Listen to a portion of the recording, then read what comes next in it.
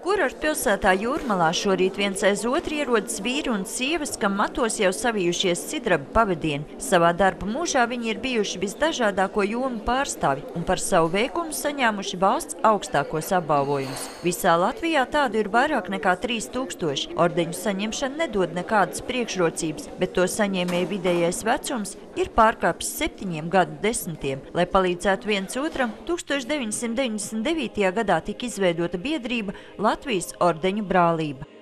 Tā kā ir diezgan daudz humāna rakstura problēmas un citas, un mēs esam aicināti palīdzēt šiem cilvēkiem, šai lielai cilvēku grupai, risināt savas arī ikdienas problēmas un arī, protams, piedalīties valsts sabiedriskā dzīvē.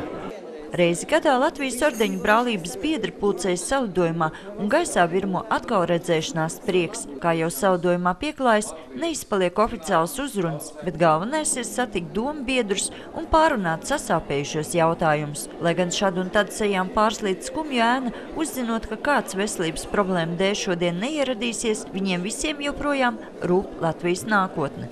Jā, man vispār ir 18 pēcteči. Tā es domāju, ka manis dēļ vismaz mēs neizmirsim, bet es ceru, ka arī citiem būs diezgan kuprs pēcnācēju pulks. Un viņi arī nebrauks prom, bet uz ārzemēm var braukt, samācīties vai arī sapelnīt naudu un tad ar šo materiālo un vai garīgo bagātību braukt atpakaļ uz Latviju un izmantot šīs garīgās vai materiālās vērtības, lai celtu Latviju.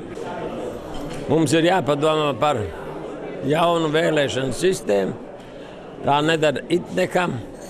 Mēs varētu izvēlēt godīgus cilvēkus nevis pēc listēm un pēc paceltiem vai nolaistiem īkšķiem, bet to, ko mēs pazīstam. Un tādu mums Latvijā ir ļoti daudz. Latvijas ordeņu brālības salidojums, kas ik gadu notiek citā pilsētā, apbalvotos pulcēja jau 12. reizi.